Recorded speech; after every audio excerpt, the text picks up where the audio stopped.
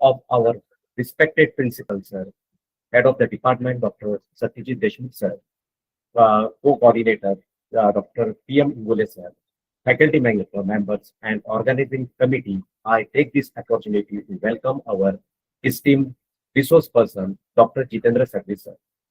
Dr. Jitendra Sanghvi, sir, is currently working as a professor, Department of Chemical Engineering, Indian Institute of Technology, Madras. He did his PhD in Chemical Engineering with Professor Santosh K. Gupta at IIT Kanpur and MTech in Chemical Engineering with Professor Sarsendu De from IIT Kharagpur. Dr. Sanghvi, sir, worked with Schlumberger Company, that is an oil and gas multinational company, for a brief period before moving to the academia. Dr. Sanghvi, sir, research interest lies mainly in the field of carbon capture and sequestration, gas hydrates, upstream oil, and gas engineering. Sir has published approximately 190 peer-reviewed international journal papers and 100 conference publications. Sir has H index of 53 and citation nearing 9,500. Sir has filed 20 Indian patents and 18 international patents. He has graduated 20 to 25 PhD degree students, most of whom are working as a faculty in IITs and Institute of National Importance. Dr. Sanghvi, sir, has been recognized with various awards.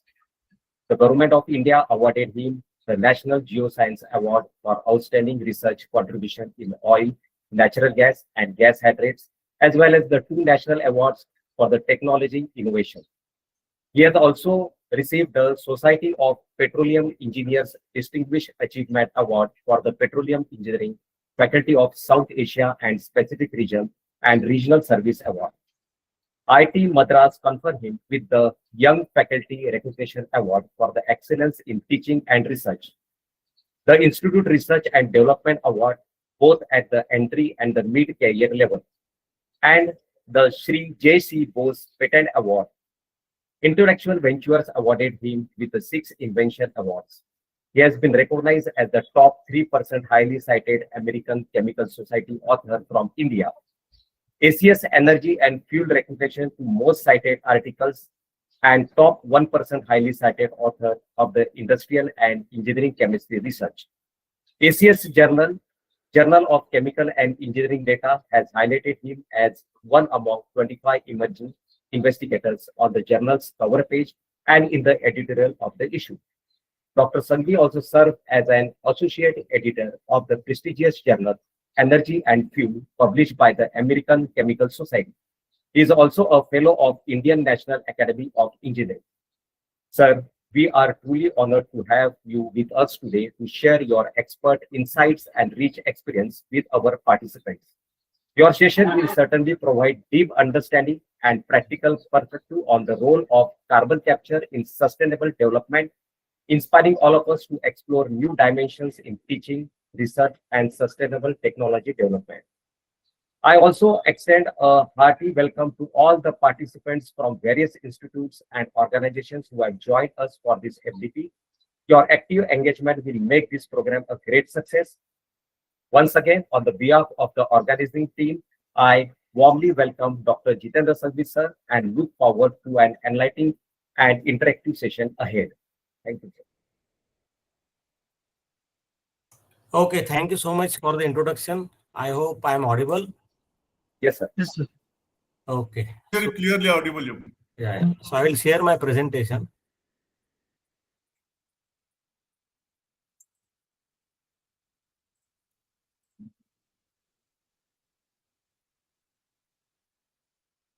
I hope my presentation is visible, right? Yes, sir. Yes.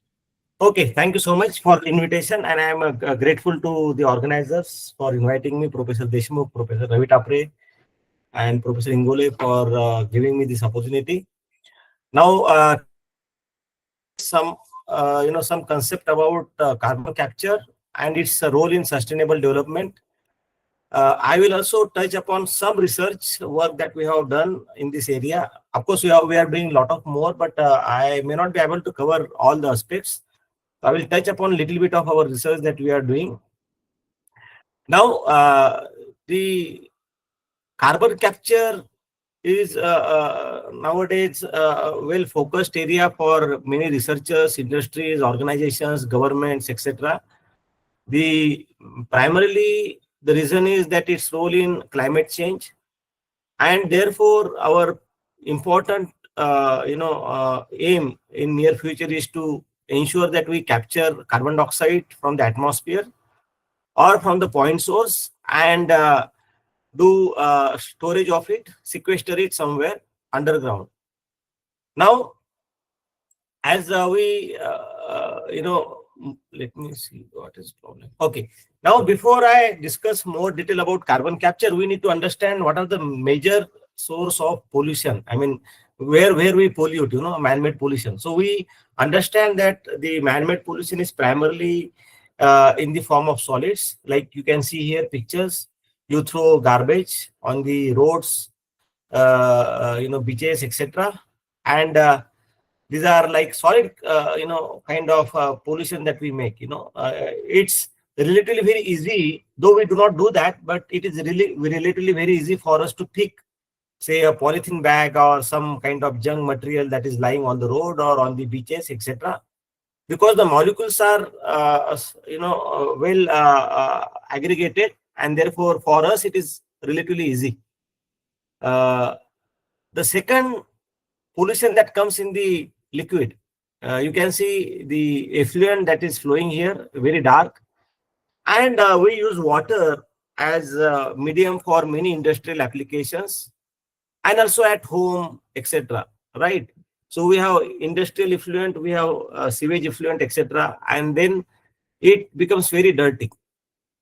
So that's where also the pollution goes in. Now you can see the molecules are here in a liquid phase, and therefore the separation of the pollutant, unlike the solid one here, it's relatively challenging here. But we still have technologies available like membrane separation, etc. Reverse osmosis that we know. We have activated carbon that we use sometimes to clean. We have sand column, etc., which can help us to separate some of these pollutants effectively. Of course, this is more costly affairs. The third part comes in the gas, in the air specifically. You can see the third section that we do pollute the atmosphere. We release a lot of gases, including carbon dioxide, into the atmosphere. Now here, you see the molecules which are well aggregated here in a solid form. This is a liquid form, and this becomes a gaseous. So as soon as we release them in the atmosphere, they become, distributed across the environment. And therefore, once they are distributed across the environment, it becomes very challenging for us to separate them. It's not as easy as what we do here in case of solid pollution, land pollution, or water pollution. So therefore, the gas pollution, gaseous pollution is more challenging, and it includes NOx, SOx, etc., in addition to carbon dioxide that goes into the atmosphere. However, we see that there are technologies available which can address some of these pollutions on the land and also the liquid pollutions. Of course, not that all technologies are very effective, but the technologies to separate this carbon dioxide from the atmosphere are still available, but not that well matured, unlike water or solid pollution. So therefore, it is important for us to ensure that how we capture carbon dioxide and ensure that the CO2 content in the atmosphere is less, so that the global warming temperature increase can be restricted within 1.5 to 2 degrees centigrade in next few decades, right? And this requires efficient carbon capture process, so that we can ensure that we are taking care of our pollution in a reasonable limit. Now we are somewhere about 422 ppm of CO2, which is reasonably very high. We need more technologies which can address the pollution at source and also from the atmosphere, right? So why should we worry about this pollution? If you look at this graph, one can see that CO2 emissions has significantly grown in last about 200 years, which also in line with the population growth that we have seen. So it appears that the more the population, more is the CO2 emission, primarily because we are going to consume more amount of energy. So if you look at the energy distribution that we consume, most of the energy that we consume goes into the transportation, energy that we use in the industry, and the energy that we use in the buildings, etc., and so on and so forth. So 70% of our energy uses is something that is responsible to generate a lot of carbon dioxide that goes into the atmosphere. Now, what we need to understand, so at the end we blame fossil fuels. We say that, oh, fossil fuels are making a lot of emissions, and then therefore we should not use it. The question is, can we do that? I mean, today we have electric vehicle. Does it mean that we are going to go away from the fossil fuel? So this is an example that I always give, that you see the coal uses in the industry or residential area has decreased somewhere in about 1960s. I remember up to even my birth somewhere in 1970, around that time, 1980s, around that time, I used to see coal, even at home. But nowadays you cannot see coal at home. Residentially, it's gone out. No, industry still uses coal. But if you look at the uses of coal in the electric power sector, the electricity generation, it has significantly increased past several decades, though we stopped using coal directly into the residence or industries. And even transportation, for example. Earlier, the train used to run on coal, right? You have steam turbines, etc., which primarily uses coal. But now the train does not use coal. So does it mean that the trains which are running on electricity does not use coal? They are still using coal, but it is indirect form of coal uses. The coal is being used in the power plant to generate electricity, and that electricity comes and runs our train, significantly high. So even if we will run our cars on electric vehicle, for example, batteries, we require electricity, and that electricity will primarily be supported from some of these fossil fuels that we still consume.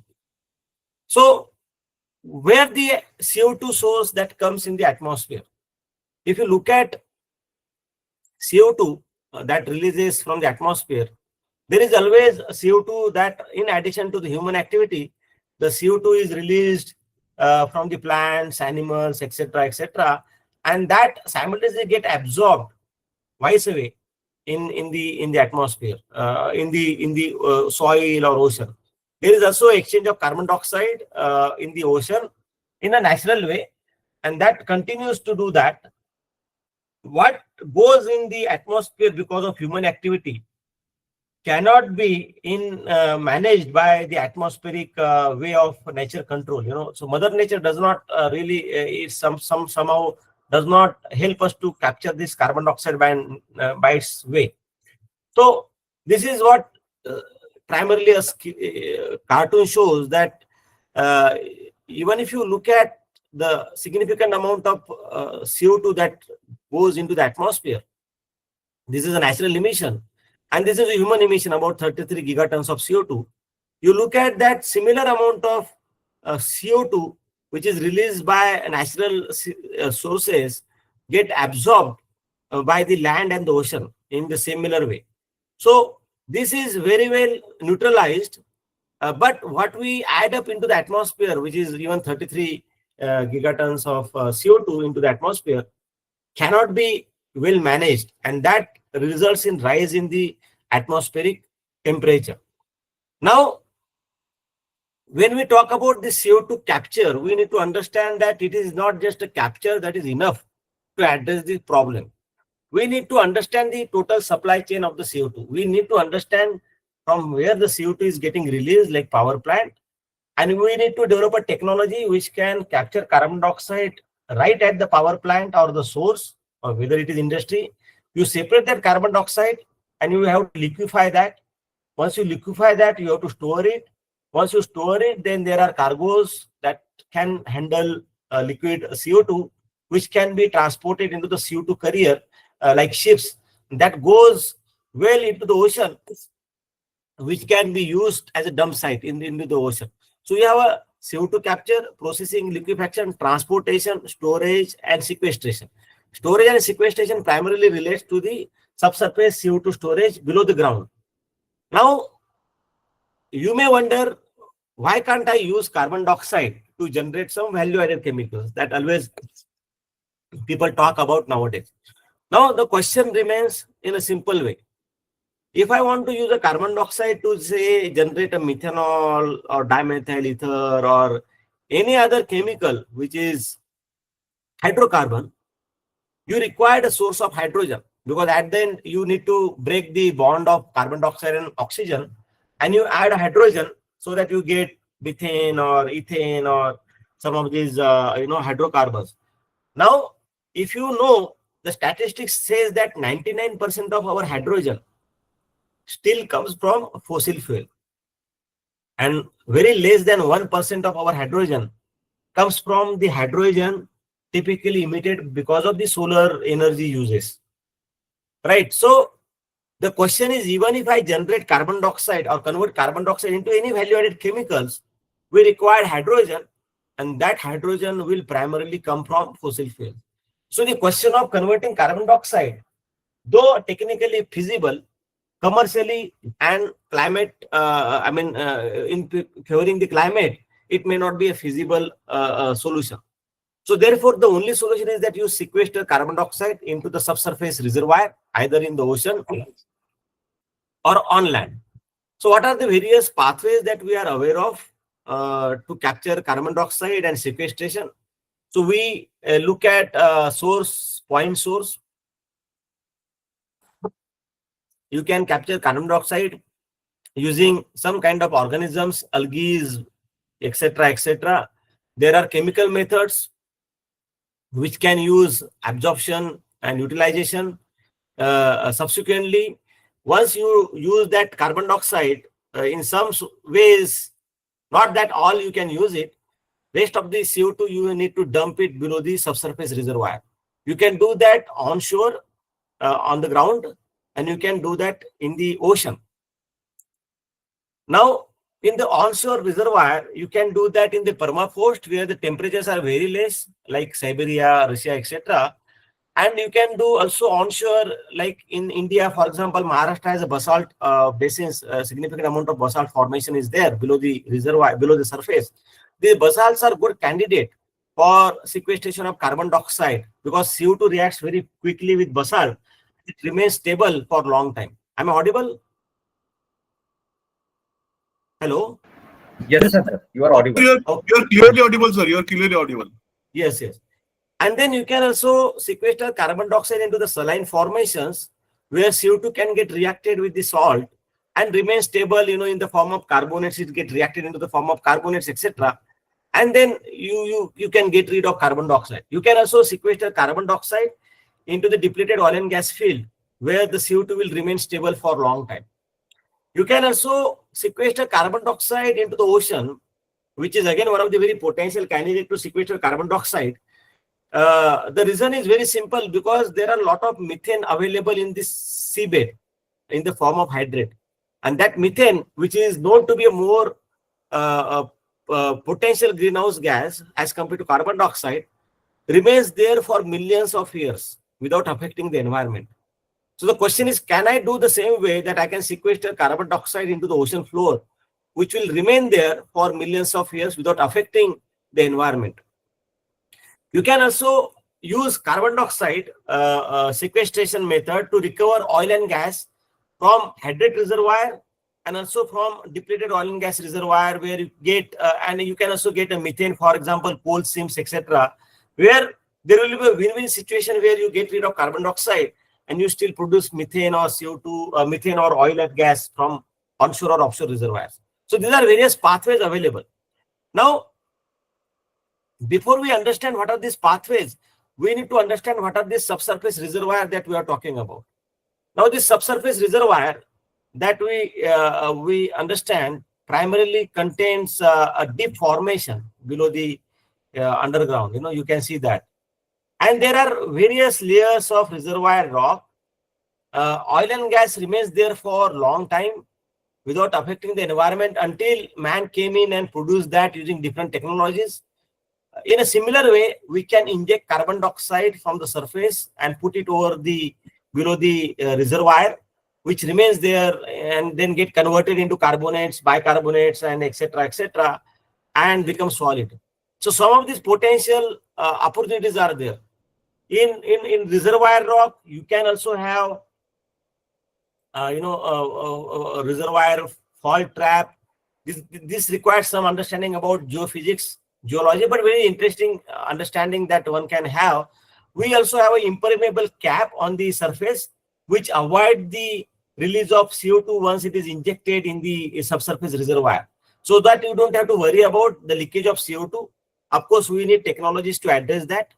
So in typical scene, we can have different types of rocks: sandstone, limestone, carbonates. You have basalt, you have shale rock, etc. And you can see that these are very porous rock, porous material, where CO2 can be injected and it remains there for long time. And these are some of this schematic which shows that where we are talking about injecting carbon dioxide, and there is a cap rock which is impermeable rock, which is which does not allow the release of carbon dioxide once it is injected in the reservoir. So some of these potential pathways are available to get rid of carbon dioxide from the atmosphere. In the ocean, we can do that in the injection of the ocean bed, below the ocean bed, very safely. The CO2 either get converted into the bicarbonate carbonates, or it can also form hydrates at the ocean bed, and they potentially can remain stable for millions of years without affecting the atmosphere. Of course, this requires technology. That is where, as a chemical engineer, we can do a lot of contribution. Now, these are some of these technology readiness level which are reported in the literature. These are from TRL 1 to about TRL 9 commercial, and this contains various technologies from carbon capture to carbon transportation to carbon storage to carbon sequestration. For example, you have membrane separation, you have mineral storage, you have post-combustion ionic liquid, we have post-combustion amines, pre-combustion, which I'm going to discuss, oxy-combustion coal power plant. This is something that I'm going to discuss briefly. You can also do a CO2 utilization, either in enhanced oil recovery or enhanced gas recovery. You also have a direct air capture, which is still demonstrated, etc., in recent times. And you have transportation ships, sequestration in saline formations, CO2 injection for enhanced oil recovery, EOR. So some of these various technologies are available, and we need more technologies in the basket of this, what is available.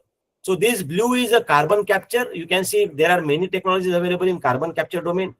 Transportation, these are two red line. The storage, this is two. You can see the green line, and utilization, this is one. So some of these technologies are available. We need to figure it out which is more potential for enhancing our CO2 capture capabilities. Now, the CO2 capture is I can say, in a supply chain of CO2 from capture to transportation to storage, I can say the CO2 capture is a rate controlling step, because it is a more challenging. It is not as easy as CO2 transportation and CO2 sequestration. So CO2 capture is a rate controlling step in overall process. Let's not talk about in reaction engineering terms, but what I'm trying to say is that if you have a efficient capture process, then you don't have to worry too much about transportation and sequestration. So capture of CO2 primarily can be done from the coal-fired power plant. You can also do CO2 capture from the air, thin air, from using some of the technologies available like a direct air capture. You can also utilize carbon dioxide to convert into the feedstock for petrochemicals, hydrocarbons, etc. You can transport carbon dioxide to the storage site, and you can do that for sequestration into the subsurface reservoir. Now, in long time, since we are using natural gas, LPG, liquefied petroleum gas in our home, or even since we are using petrol or diesel car, the CO2 capture is done in oil and gas industry traditionally for separation of carbon dioxide from the natural gas, or even air, for example, or even for petrol or diesel application, because you need them as a pure. So it is not that CO2 separation technologies are not available, but they were not considered earlier with respect to the carbon capture from point source. So therefore, the focus in recent time is to see that these technologies can be used for CO2 capture from power plant, from flue gas, or from direct air capture, etc., etc. So this is something that people are trying to look at it. So before we understand, we need to understand some basic properties of carbon dioxide. The CO2 can be a liquid at a certain temperature. This is like 27 degrees centigrade, and this is about 100 atmosphere. So below this condition, and this blue line shows a liquid. This is a solid, dry ice that we know. And in this zone, the CO2 becomes gas, and temperature and pressure about 27 degrees centigrade and about 100 atmosphere, the CO2 becomes supercritical. Now, at atmospheric condition that we know, CO2 is ideal gas, PV equal to ZnRT, Z equal to 1 at atmospheric condition. But as pressure increases for any certain applications for carbon dioxide, as the pressure increases, the Z factor changes. For example, you look at this green line, the Z decreases and then it increases. So it does not fall as ideal gas. As we go away from atmospheric condition, it becomes non-ideal gas, and therefore the properties changes. For example, it becomes a compressible fluid or compressible liquid, and it becomes incompressible liquid in above zone, above than Z equal to more than 1. So these properties are very important when we design some of these technologies for CO2 capture, sequestration, etc. Now, we need to understand what does this typical flue gas contain. This is a sample flue gas chimney for a power plant. Now, most of the time, the flue gas temperature is much higher, about 150 degrees centigrade.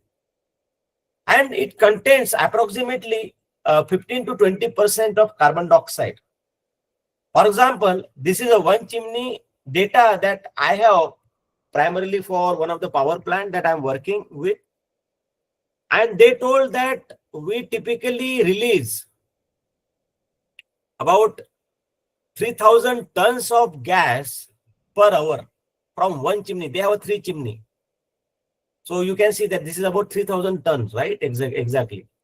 So 2945, about approximately 3,000 tons of gas per hour. In that, we have about 18% of carbon dioxide, or to say about 20%. So say approximately you have 500 tons of gas of CO2 is getting released into the atmosphere per hour from one chimney. 500 tons.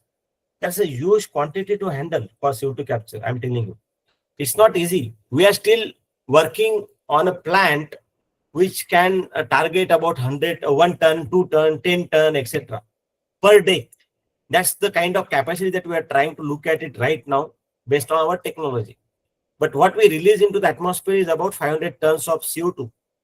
I think it's a big ocean that we have to address. Now, most of the time, the flue gas temperature is much higher, about 150 degrees centigrade. And it contains approximately 15 to 20% of carbon dioxide. For example, this is a one chimney data that I have primarily for one of the power plant that I'm working with. And they told that we typically release about 3,000 tons of gas per hour from one chimney. They have a 3 chimney. So you can see that this is about 3,000 tons, right? Exactly. So 2945, about approximately 3,000 tons of gas per hour. In that, we have about 18% of carbon dioxide, or to say about 20%. So say approximately you have 500 tons of gas of CO2 is getting released into the atmosphere per hour from one chimney. 500 tons.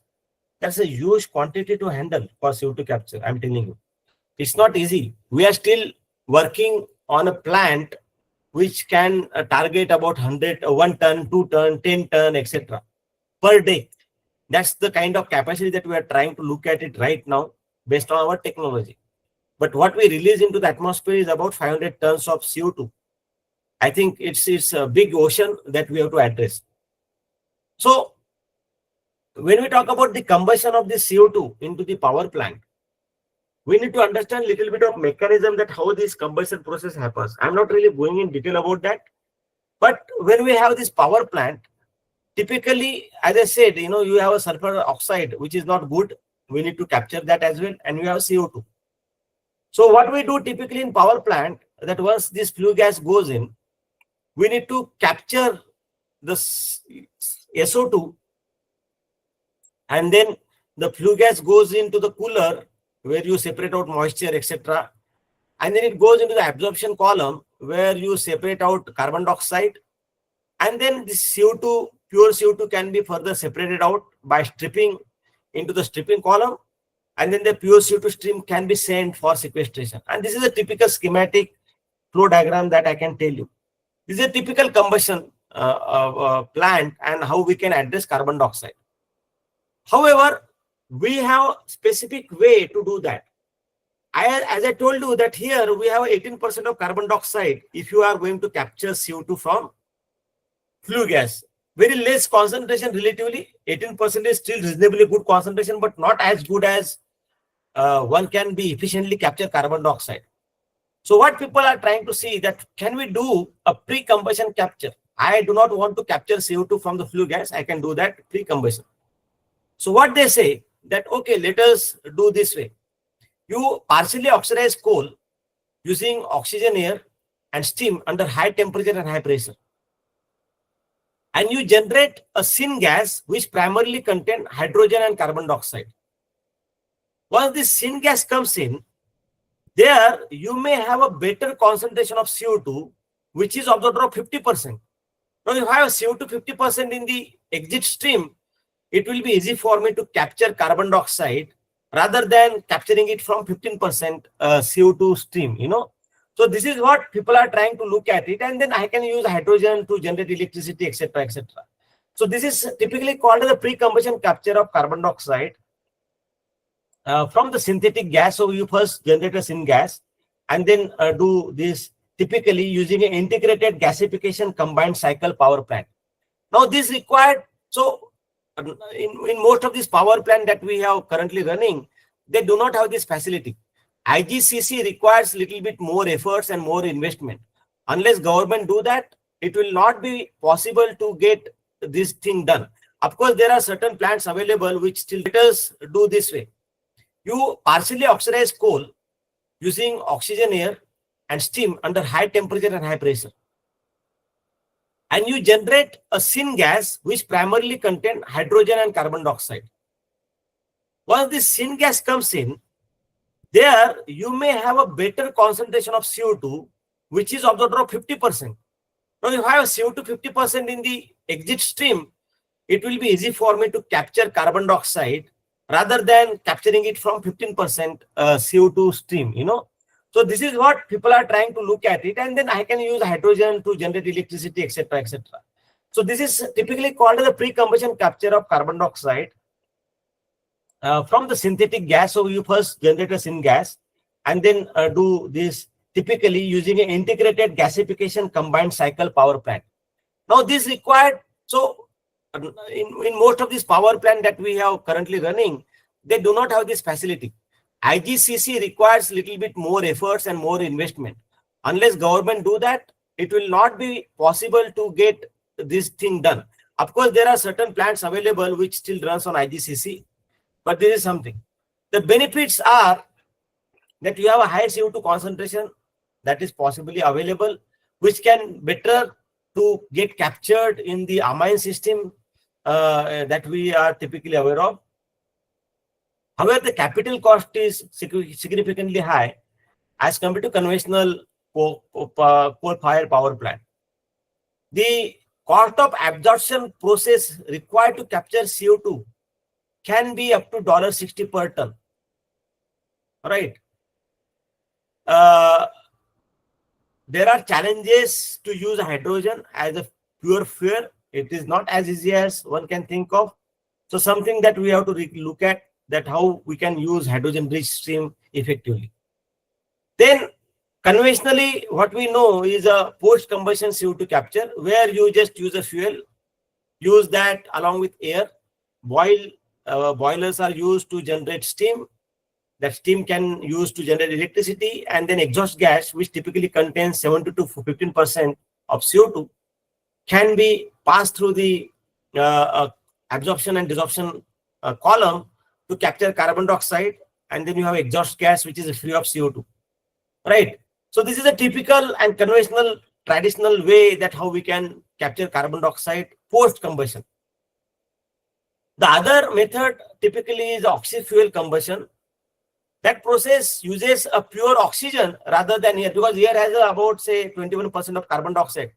So they say that, okay, can I use pure carbon dioxide, so I can actually separate CO2 from air, separate oxygen from air, and then use that oxygen in a pure form along with fuel, so that complete combustion can be expected, where I can get a stream which is a more CO2 rich stream, rather than, you know, having 7 to 15% CO2. I can have a very concentrated CO2 stream, which will improve my efficiency of CO2 capture process, and then steam can go and then generate electricity.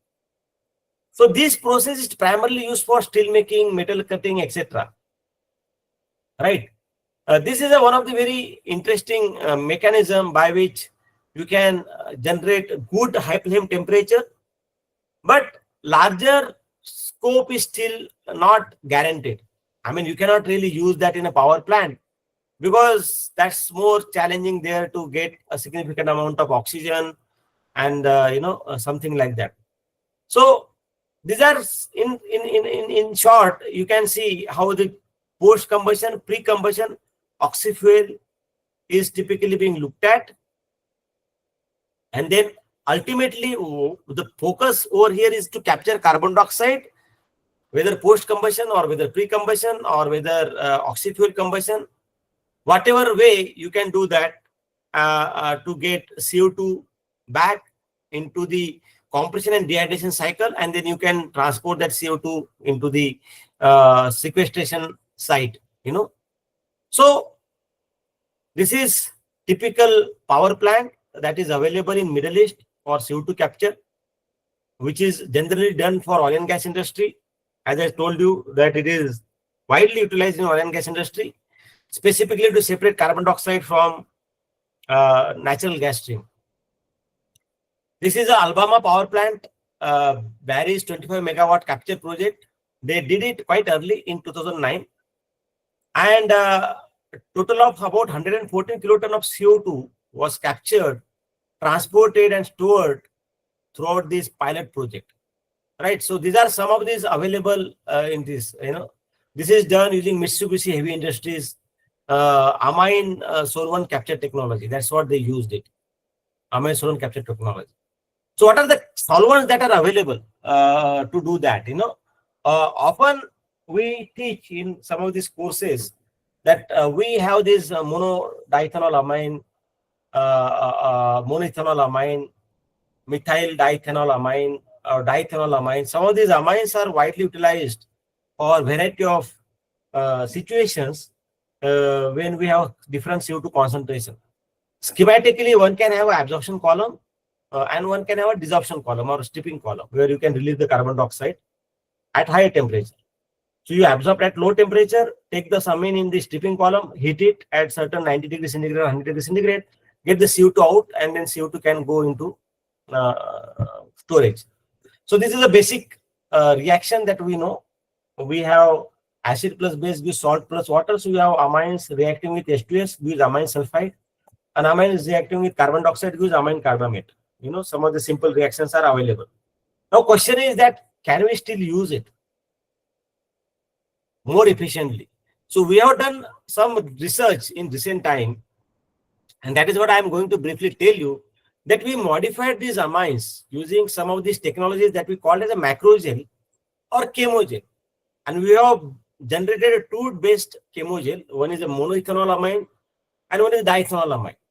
And what we observed is that the rate of absorption has significantly increased from typically 70 to 80% to about 90 to 95%, which is significantly high based on some of the technologies that we have generated at our institute in our lab, right?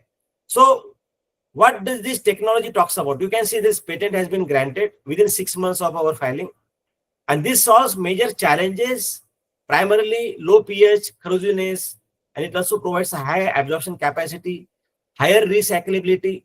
They also improve the thermal performance, high temperature performance, and they also have a lower regeneration cost, right? So some of these methods that still can be possible using conventional technologies, that how we can improve the available technology by delta X. That is something that we are looking at it. And we have now tested that for a power plant that we are working on at near Chennai for a flue gas that is coming out from the chimney, which uses a coal which is imported from Australia, and the company is a Singapore-based company, and where we observed that we can certainly capture carbon dioxide from the flue gas.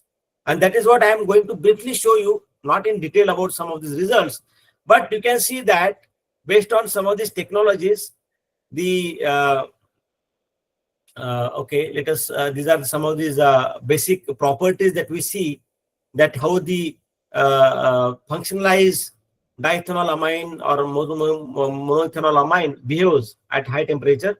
This is a microgel that we see, right? So this is MA based and DA based two microgel we have used. And what we observed is, let us see percentage capture. Let us look at this. This is a MEA, and this is done as two temperature combustion. Oxyfuel is typically being looked at, and then ultimately the focus over here is to capture carbon dioxide, whether post combustion or whether pre combustion or whether oxyfuel combustion, whatever way you can do that to get CO2 back into the compression and dehydration cycle, and then you can transport that CO2 into the sequestration site, you know. So this is typical power plant that is available in Middle East for CO2 capture, which is generally done for oil and gas industry.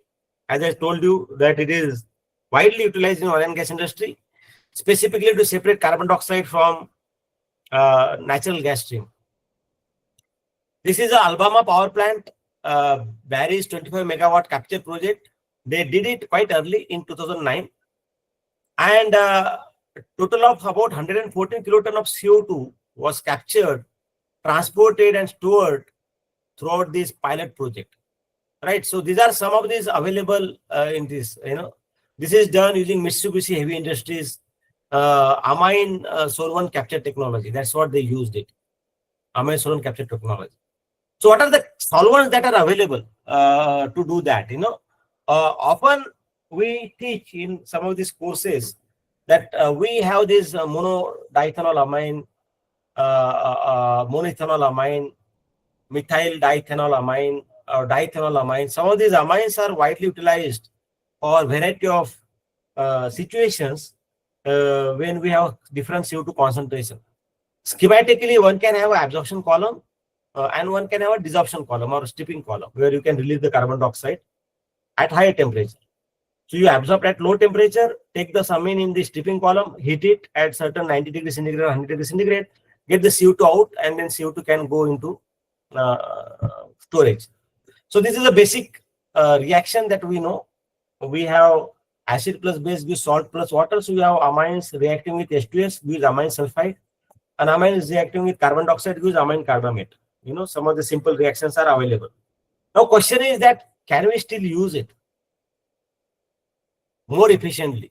So we have done some research in recent time, and that is what I am going to briefly tell you, that we modified these amines using some of these technologies that we call as a macrogel or chemogel.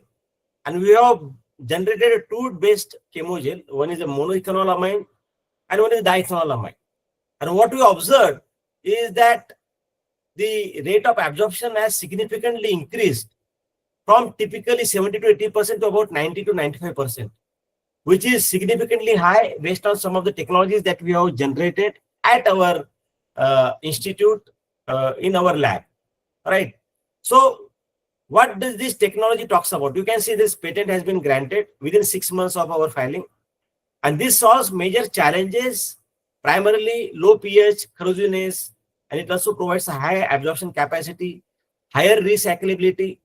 They also improve the thermal performance, high temperature performance, and they also have a lower regeneration cost, right? So some of these methods that still can be possible using conventional technologies, that how we can improve the available technology by delta X. That is something that we are looking at it. And we have now tested that for a power plant that we are working on at near Chennai, for a flue gas that is coming out from the chimney, which uses a coal which is imported from Australia, and the company is a Singapore-based company, and where we observed that we can certainly capture carbon dioxide from the flue gas.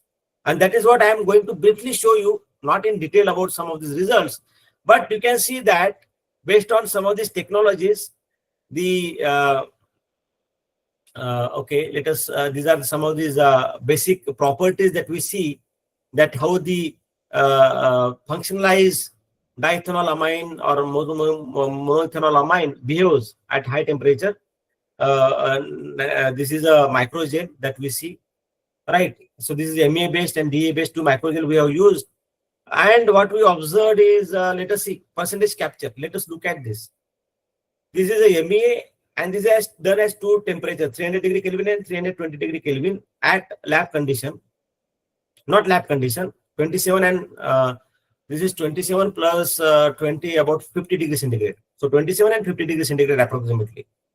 And you can see that in both the cases where DA and MEA capture percentage were about 66 to about 70 and MEA is about 85. What we observed is that when we use a microgelated technology, we could increase to about 80 to 90%, right? And NF2 also we observed that it could reach about 75 to 74%. NF2 is a DA based and NF1 is a MEA based. So here also we can see that how the molar CO2 absorption has found to be more in the nanofluids that we are talking about, or microgelated fluid that we are talking about. This is a red one and this is a blue black one, and this shows that this is absorption, molar CO2 absorption is more in both the temperature conditions at about 300 and 320 degrees centigrade. So this indicates that we can actually improve the performance by about 30%. 38% is amine that we used. So by about 20 to 30%, we can improve the performance when we use advanced methods, which still uses amines for some of these applications. So this is a capture rate. You can see again, this is a MEA and DA, and this is a microgelated thing. The capture rate is found to be more as compared to pure monoethanolamine and diethanolamine.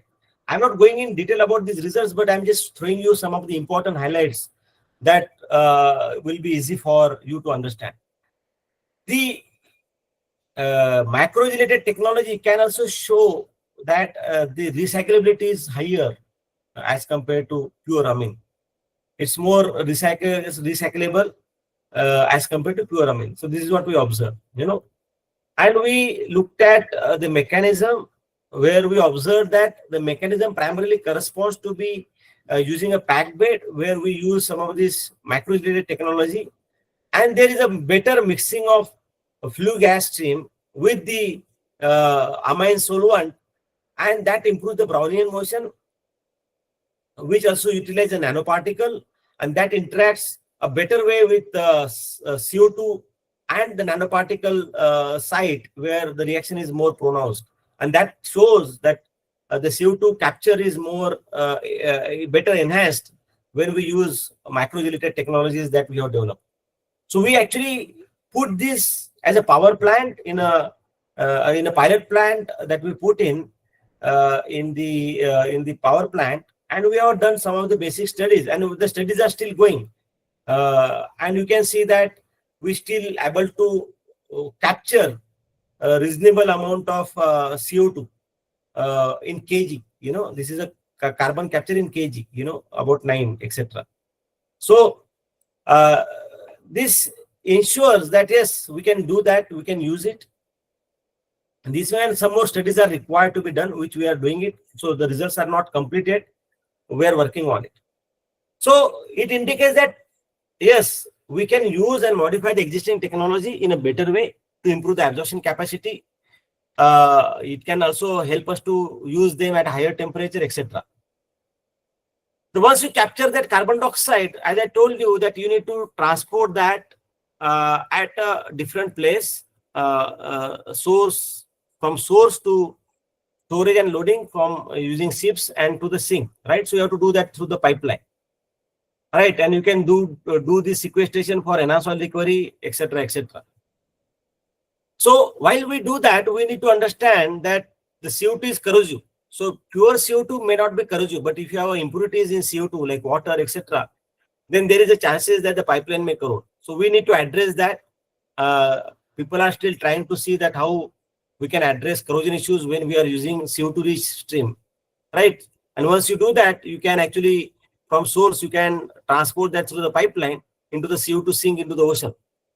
You can also do that to the injection platform, where you can inject it into the subsurface subsea bed, permanently.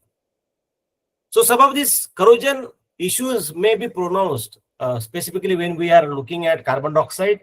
You can have different types of corrosion, pitting, you have crevice corrosion. You can also have a selective leaching, stress corrosion, cracking when we are using a CO2 liquid. So you may have a stress corrosion cracking or even intergranular cracking.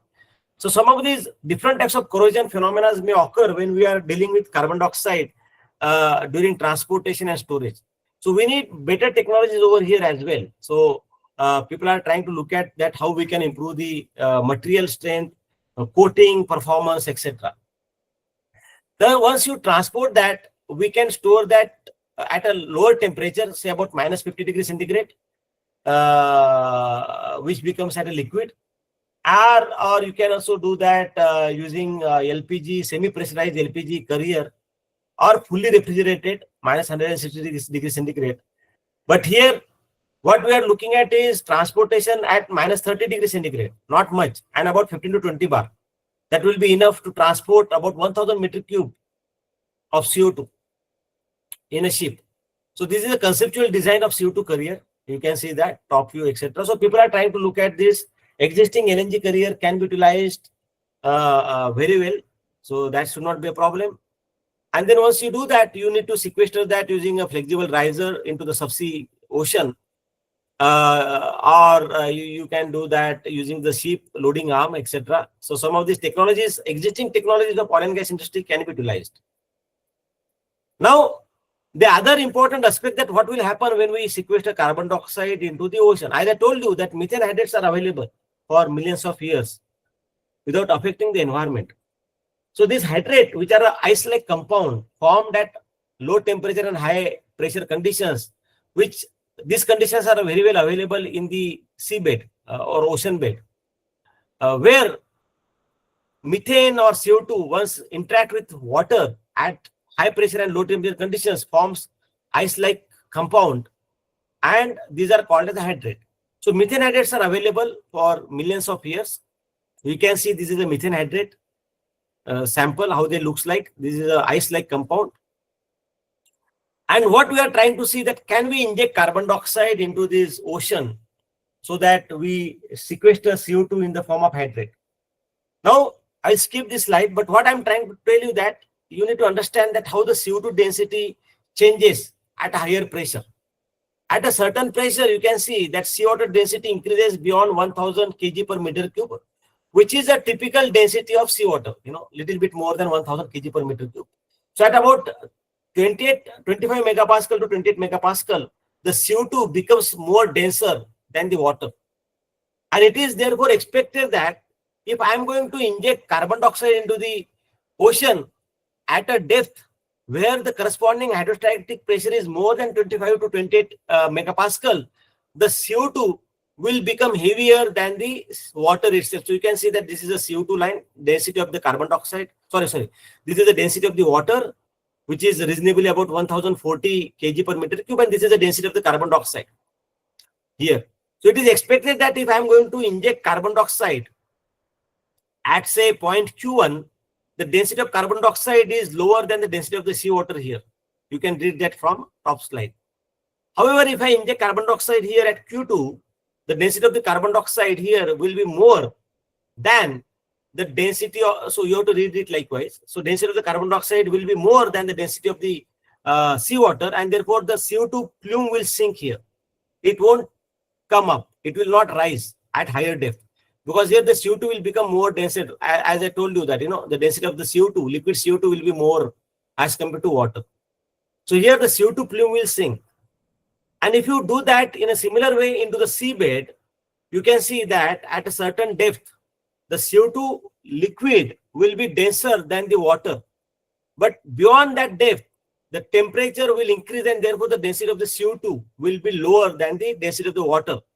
So if you inject somewhere in this point, the CO2 plume will rise, but by the time the CO2 plume will rise, it will become more denser, because the density will automatically increase in this domain, and the CO2 plume will sink. So there will be a permanent solution, a sink area, where CO2 plume will remain trapped permanently, because if it try to come out, it will feel that it is denser than the water, and it will come down. If it comes down, it will feel that, okay, I'm lighter, I will try to come up. So this will be a zone which is permanent zone for CO2 capture, CO2 storage or sequestration. So this is something which is a very important observation based on the thermodynamics and properties of the CO2 gas, pure CO2 gas, in the conditions where CO2 can be sequestered into the ocean. So some observations also looked at that CO2 once react in the water, in the seabed, it will form a hydrate. Hydrate is ice-like compound, and it will provide an additional barrier for CO2 to leak. So it will not let the CO2 leak, because this will become a reasonably strong ice-like cap over here, and it will not let the CO2 go up in the atmosphere, into the ocean atmosphere. So some of these experiments that we do at the lab scale, you can see that how hydrate looks like, CO2 hydrate looks like.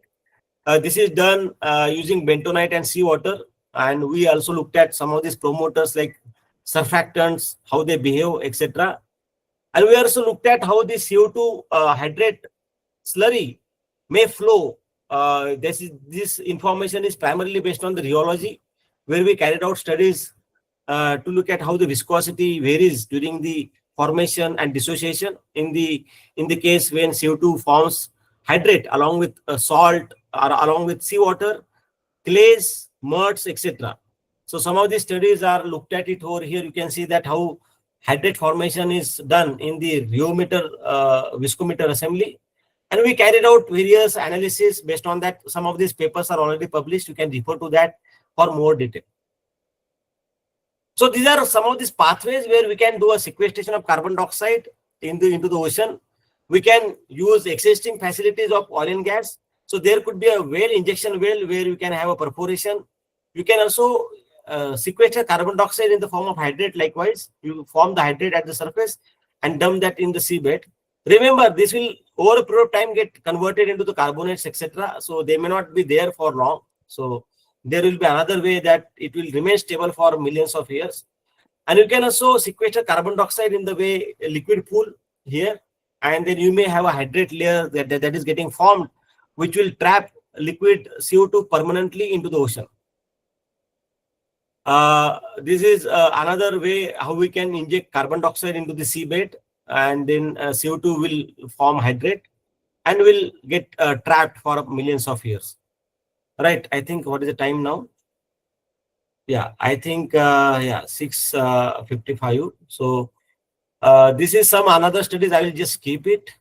So this is what we propose, So what we say that, okay, can I do a CO2 nitrogen separation, high pressure separation by means of gravity? So what we observe in the literature, it is already reported that can I inject flue gas directly into the ocean? And because CO2 becomes more heavier, denser than nitrogen at 4 degrees centigrade, after say about 10 megapascal pressure, what I can do that I can inject flue gas, and then I can send CO2 rich stream into the seabed, because here by automatically the CO2 become heavier at that depth, and nitrogen rich stream will move up into the surface. So by nature, by means of its own gravity nature, the CO2 rich stream will get injected into the subsea conditions. So this is a very important observations that one can have, where we can avoid some of these costly technologies for carbon capture, provided we inject flue gas directly into the ocean at a certain depth, so that we do not need any solvent, particularly to separate out carbon dioxide. So these are some of the studies are already being done in the Norway. For example, this is the Slipner and Japan's SANGWAI project, where they are injecting carbon dioxide in a saline formation for 25 years. So it is not something that we are talking about newly. This separates CO2 from natural gas produced from offshore power plant, and then the CO2 injected right into the ocean below the surface. This is a Tomakomai project, which talks about offshore CCUS demonstration project, which was commissioned in 2012 and 2018 by New Energy and Industrial Technology Development Organization. And that's still something that shows potential of offshore CO2 sequestration. So when you talk about the cost, we also need to understand what is the cost that is important, whether we need to sequester carbon dioxide onshore or offshore. So of course, onshore cost is lower because you need to avoid long distance transportation.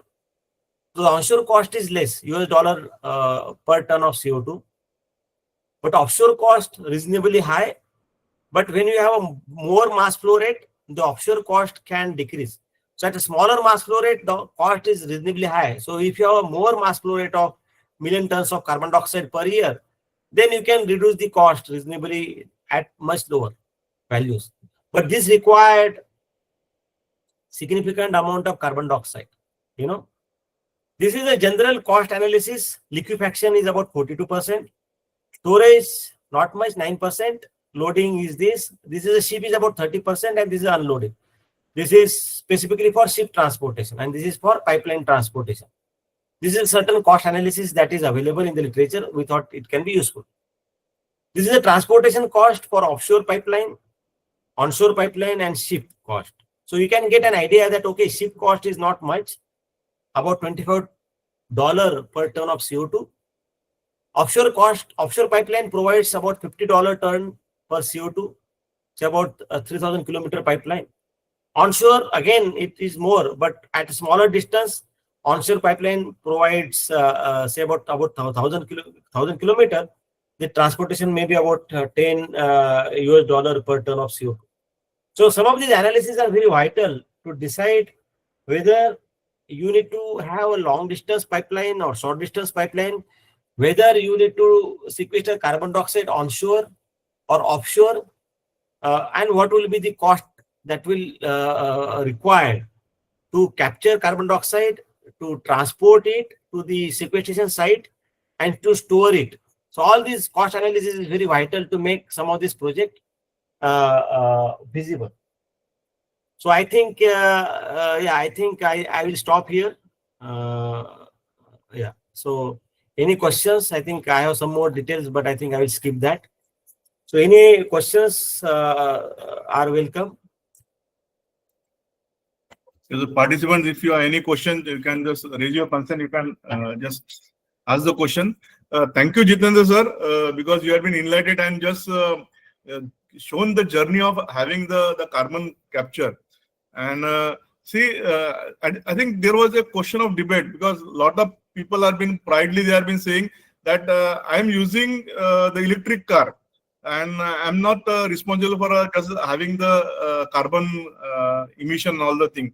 But ultimately, that what we have been doing, that ultimately we had been responsible for burning the huge tons of coal, and we are generating the electricity. And from there, we are generating electricity, and that we have been using our car. I think Exactly. rightly had been said. Yes, because somewhere, not directly we have been burning the coal, but somewhere where the electricity which we have been using, we had been responsible for burning of that particular coal.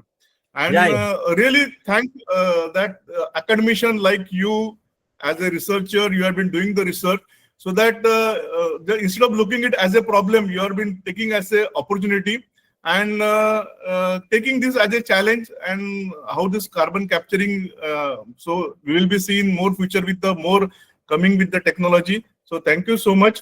So request all the participants that whatever the question you have been having, you can raise your question. Thank you, Jitendra sir, for your Yes. for the good kind of presentation and enlightening this carbon capturing. Thanks. All are unmuted. No issue. Yes, sir. All are unmuted. Participants are unmuted. Yes, sir. Participant, you are unmuted. You can ask the question. If you are having any question, you can ask the question. You can unmute yourself and you can ask the questions.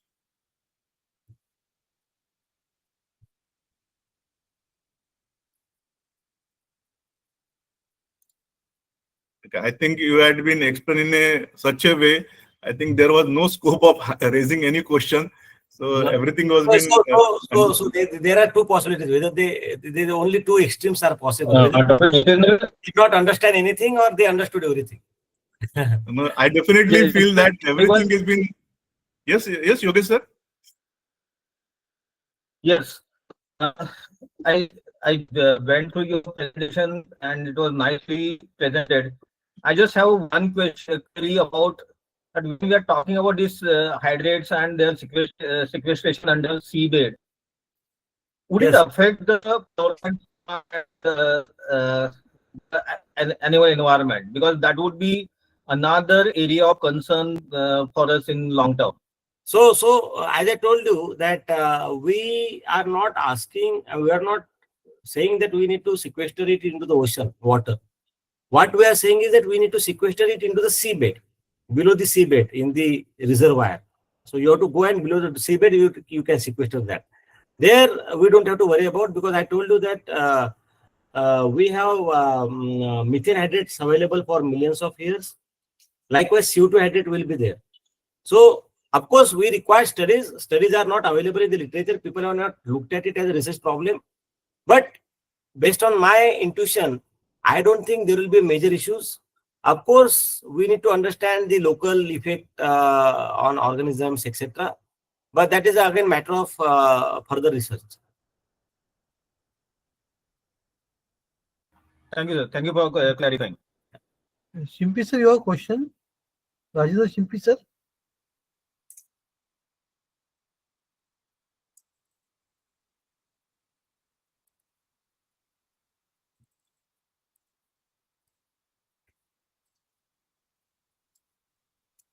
Anyone else?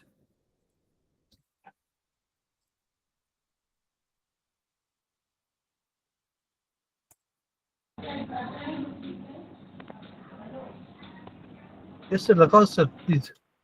Good evening, sir. Good evening. Good evening. Sir, myself, Dr. Gajanan Lakhawat from Department of Surface Coating Technology, LIT University, Nagpur. Sir, nowadays I have been thinking to develop a paint that can absorb CO2, which we can use in a highway. So, can you please guide me, because there are various problems in analysis when the CO2 is absorbed by that particular coating. So Okay. can you please guide me? What exactly you are looking at it? You are looking at analysis of that paint. Yes, sir. Okay. I need to understand Actually, better that problem. And you can write to me separately, and I will go through this detail, because I may not able to tell you anything right now, because I need to understand what exactly you are doing and what kind of paints that you are using.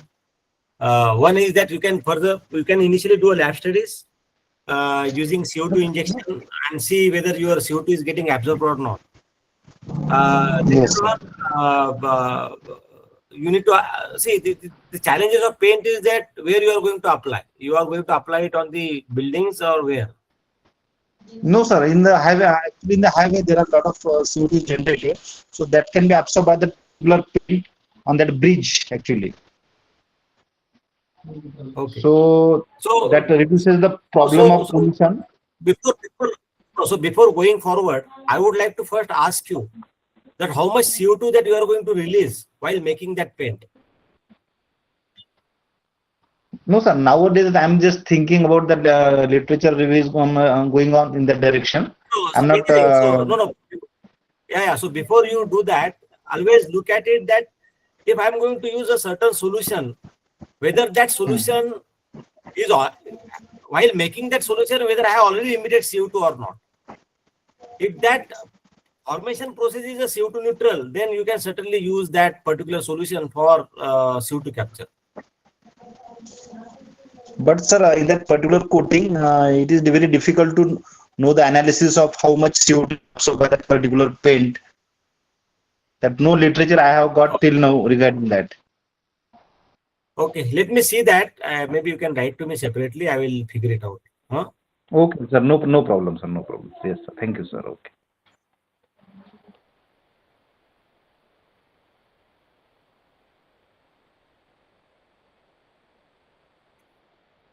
Anyone else?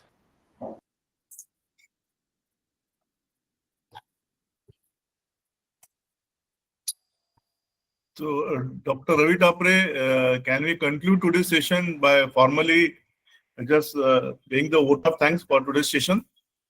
Okay, sir. Okay, sir. On behalf of the Department of Chemical Engineering and the entire organizing committee of this AICT Atal Faculty Development Program,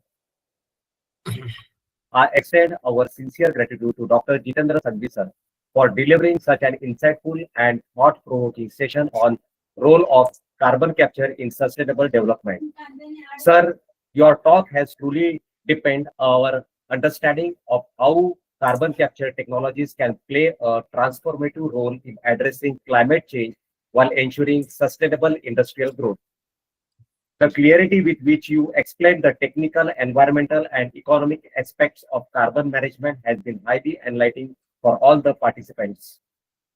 Your real-world examples, research perspectives, and future outlook has inspired us to think clearly about integrating sustainability into chemical engineering practices and research.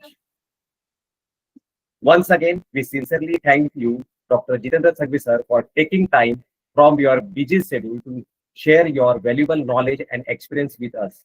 We hope to have many more opportunities to learn from you in the future. Thank you, sir.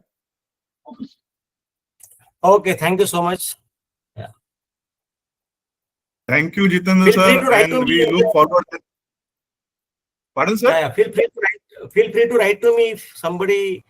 I'm giving my number. If they have any queries, you can write to me. Huh? Yes, I Right. think in the chat box you can just see the sir's number, and if you have any personal queries, then you can consult with the sir. Yes.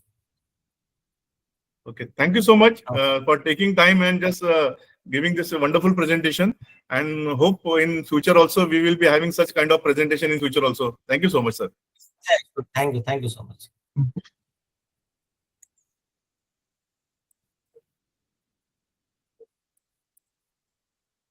So, Prashant sir, further proceed.